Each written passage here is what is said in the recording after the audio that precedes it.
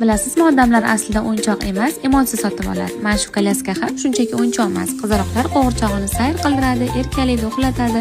Shu o'yin orqali ularda mehr, g'amxo'rlik, onalik instinkti tuyg'usi paydo bo'ladi.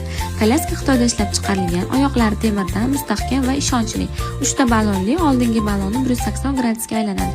Shu uchun ham juda ham qulay yuradi. Og'ir qo'g'irchoqlarni bemalol ko'taradi.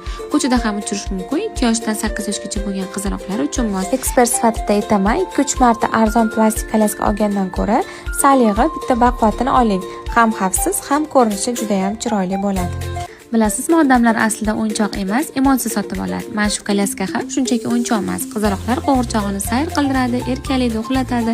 Shu o'yin orqali ularda mehr, g'amxo'rlik, onalik instinkti tuyg'usi paydo bo'ladi. Kolyaska Xitoyda ishlab chiqarilgan, oyoqlari temirdan, mustahkam va ishonchli. 3 ta ballonli, oldingi balloni 180 gradusga aylanadi. Shu uchun ham juda ham qulay yuradi. Og'ir qo'g'irchoqlarni bemalol ko'taradi. Ko'chada ham uchirish mumkin. 2 yoshdan 8 yoshgacha bo'lgan qizaloqlar uchun mos. Ekspert sifatida aytaman, 2-3 marta arzon plastik kolyaska olgandan ko'ra, salig'i bitta baquvvatini oling. Ham xavfsiz, ham ko'rinishi juda ham chiroyli bo'ladi.